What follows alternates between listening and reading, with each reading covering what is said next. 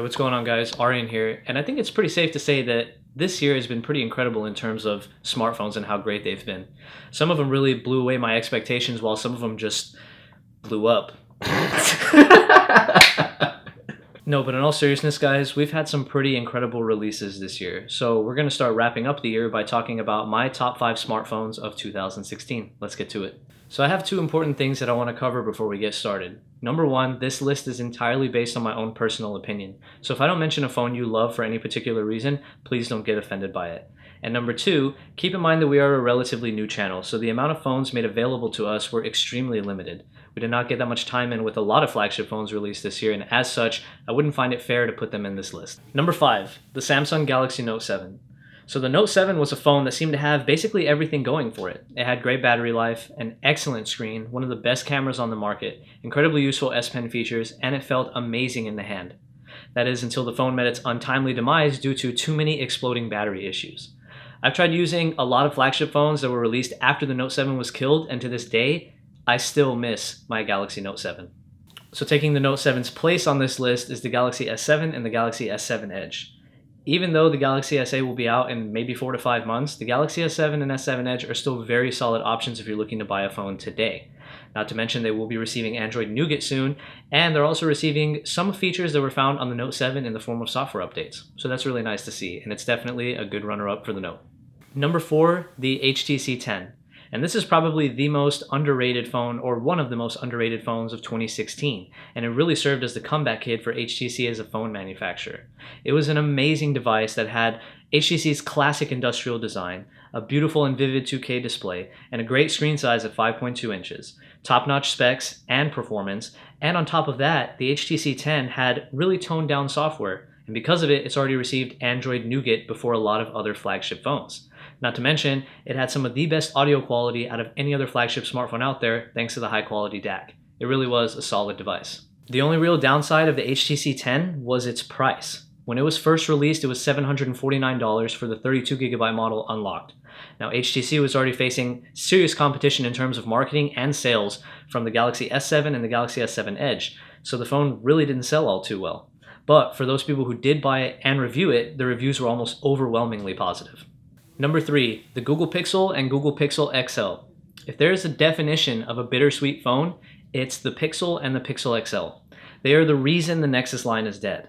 But at least Google followed it up with arguably one of the best and most well-rounded Android phones of 2016. The Pixel has an incredible screen and it comes VR ready, top-notch internals with top-notch performance, the best smartphone camera, arguably nice design that features two-tone glass and metal.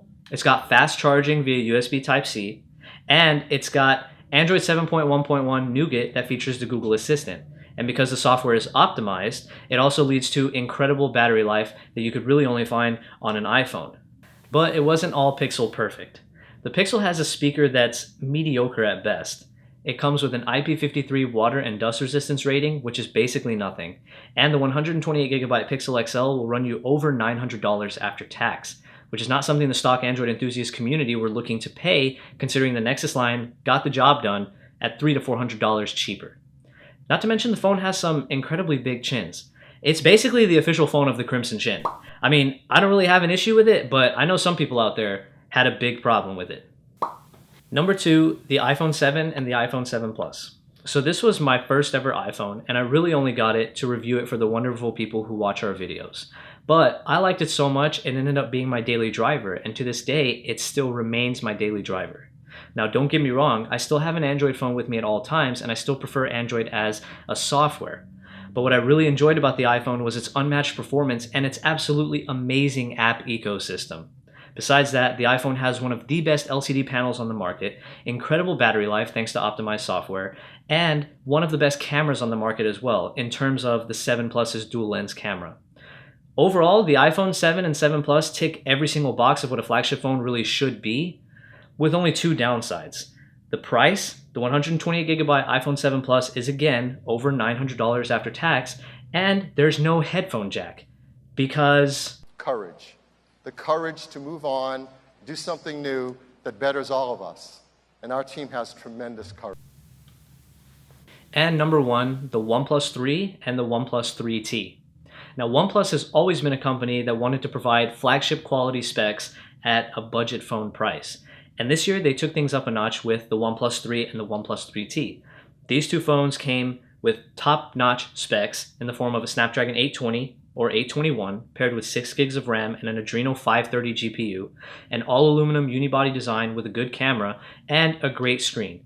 And in terms of software, Oxygen OS is constantly improving, and the OnePlus 3 and OnePlus 3T will receive nougat before the year is over. But that's not why it's number one on this list.